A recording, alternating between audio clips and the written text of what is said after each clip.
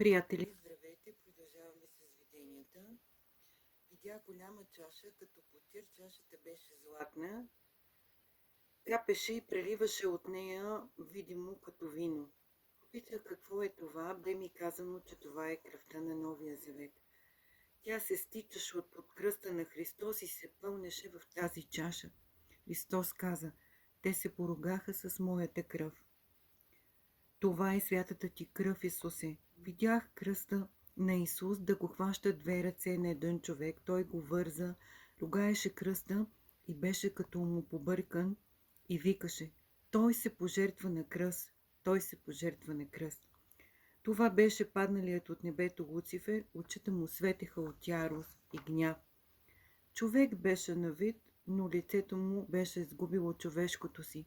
Беше много страшно и се изменяше, ту като на звяр, ту като на птица, и очите му бяха като на хищна птица с огромни ногти.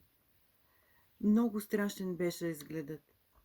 Луцифер подпали кръста на Исус Христос и го гореше. Видях прободените ръце на Господ Исус Христос да отварят една много древна книга с ситен шрифт, много дебела беше книгата. Попитах го каква е тази книга, а той ми отговори, че това е книгата на беззаконието на архигрешника на Луцифер, че се води отчет за неговите злодеяния. Исус ми каза, че дяволът има много лица и се преправи на светъл ангел. В каква фаза е спасителния план, попитах Исус, а той ми каза, че е в заключителна. Няма да има много времена и че злото не ще триумфира вечно.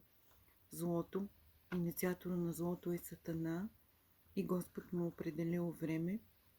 И той знае, че неговото време е много кратко. И Господ е този, който ще се намеси в световната история, ще сложи край на греха и край на злото. Следващата сцена, която видях Исус Христос да върви, беше върху кон, беше на едно такова тъмно място, нещо като долу, спря се до една дупка, а някой отдолу го попита: ти ли си? А Исус му каза: Луцифер, времето ти изтича, малко ти остава. Стъписах се от тази гледка. Беше много дълбока тъмнина. Луцифер беше отдолу. Това означава, че Божия син ще намери Луцифер където и да е. Той е победен враг.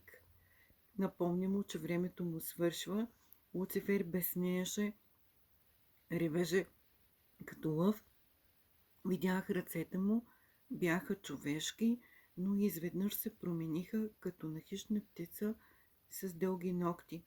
Всичко се случваше реално и на земята. Дявола не иска хората да знаят, че той е реален. Иска да си го представят като животно, но той е едно интелигентно същество, което е било на небето преди да стане демон и паднал ангел. Така че той цялата си мощ, интелигентност, която е имал, се опоръчал и всичко, което има като потенциал, го използва само за да върши зло и да уронва Божия авторитет, да унищожава това, което Господ е създал. Исус ми казал, че Луцифер няма никакъв достъп до небето и че е разрушил земята и е превърнал красивата земя в едно бонище. Луцифер страдаше, виеше от болка и го чух да реве като лъв. Попитах Исус за последните дни, за отстъплението на църквата от истината. Исус ми каза, че има голямо отстъпление, то вече е започнало. Каза, че мнозина ще слушат измамителни духове и учения. Попита го конкретно. Исус ми каза, че ще се вярва в задгробния живот, безсмъртието на душата, както ще се въведе многоженството по църквите, както е било по времето на патриарсите. В църквата ще се шири разврат и безразборни връзки.